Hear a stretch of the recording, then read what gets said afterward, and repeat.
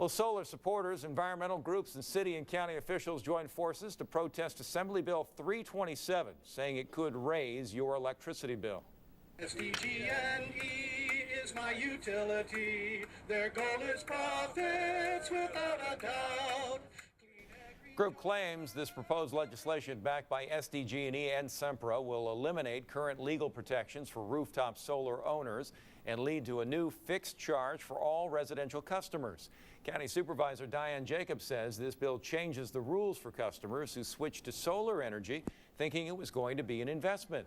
Jacobs says the bill will also allow the utility to make more money off customers, even though ratepayers are already footing the bill for Santa Onofre and 3 wildfires caused by SDG&E in the Sunrise Power Link. And then it allows the Public Utilities Commission to mess with the tiers, the baseline, who knows what else. I would say to San Diegans, have you ever seen anything that Sempra Energy and SDG&E has promoted that has decreased our electricity rates? SDG&E says they support solar customers and that AB 327 would give the California Public Utilities Commission the authority to place a fixed customer charge that all residents would be required to pay. The fee would be capped at $10.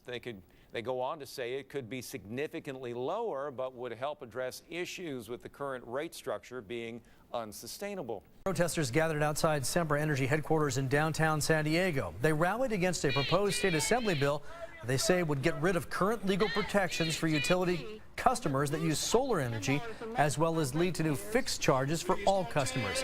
SDG&E, which is owned by Sempra Energy, issued a statement saying it supports Assembly Bill 327. The utility says the bill would not change electric rates, but it would be a first step in fixing California's current and outdated rate structure. Some San Diegans are speaking out against a proposed energy bill in the state assembly. Solar power is what we need. We say no to corporate greed. Elected officials, environmental groups, and solar advocates rallied outside Sempra headquarters to oppose AB 327, backed by utilities. Opponents claim it will eliminate current legal protections for rooftop solar owners, and they claim it will lead to a new fixed charge for utility customers. It's another way for SDG&E to increase our electricity rates. We're already paying some of the highest electricity rates in the nation, and this bill would be a real step backwards in time. SDG&E says it's a necessary first step to fix an outdated, broken rate structure.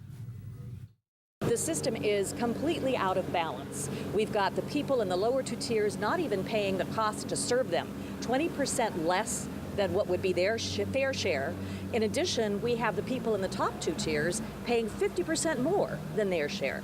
That's not right. The state Senate could vote on the bill as early as Friday. It would then return to the Assembly for a vote.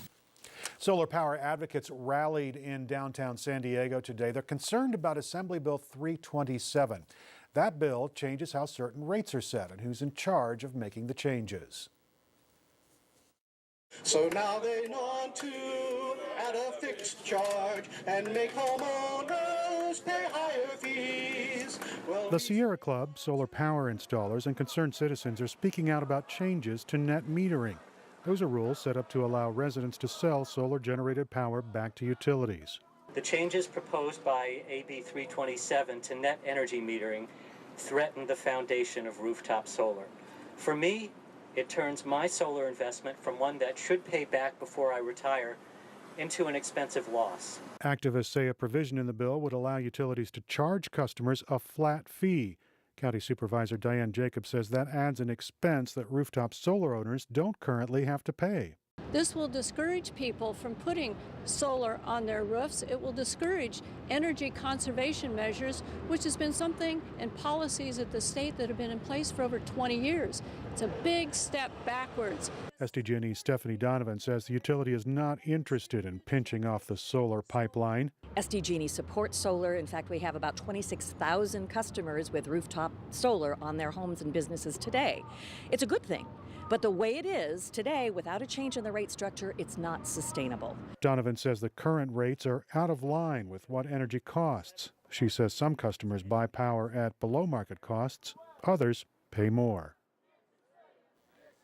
Now, of course, passing AB 327 would also shift the authority to make the rate structure changes from the legislature back to the California Public Utilities Commission. Lawmakers, of course, seized that responsibility during the state's electricity crisis back in 2001.